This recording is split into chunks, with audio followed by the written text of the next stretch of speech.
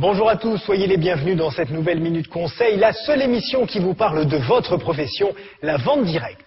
Lorsque vous parlez de votre activité de distributeur, de dirigeant de réseau, d'expert ou d'institutionnel, vous pouvez parfois vous heurter à de l'incompréhension, voire des moqueries ou du mépris au mieux. Tout ça à cause d'une mauvaise réputation qui n'est bien sûr plus du tout d'actualité. On entend malheureusement toujours tout et n'importe quoi sur la vente directe, arnaque, système illégal, escroquerie, bref, ceux qui ne connaissent pas cette activité ont encore en tête les scandales des années passées.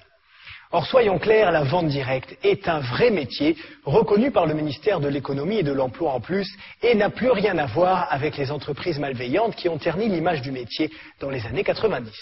Pour être encore plus clair, voici les différences fondamentales entre la vente directe et ce que l'on appelle la vente pyramidale, rappelons-le, totalement interdite.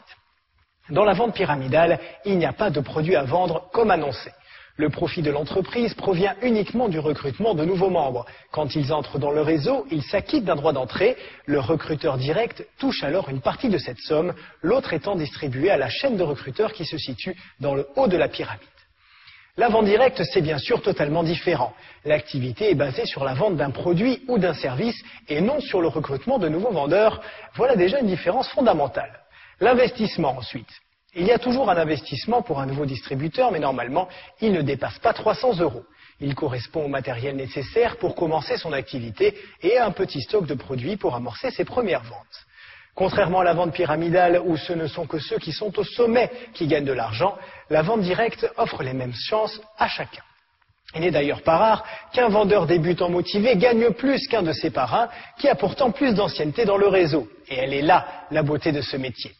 Enfin, si vous voulez être sûr d'opérer le bon choix, renseignez-vous auprès de la Fédération de la vente directe. Les entreprises qui y sont adhérentes sont clean à 100%.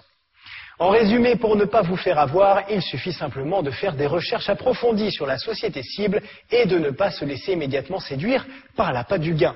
Certes, avec la vente directe, vous pouvez gagner beaucoup d'argent et c'est un argument phare de la profession, mais ce sera en vendant des produits et des services. Voilà, c'est la fin de cette Minute Conseil. Bon succès à tous et à bientôt.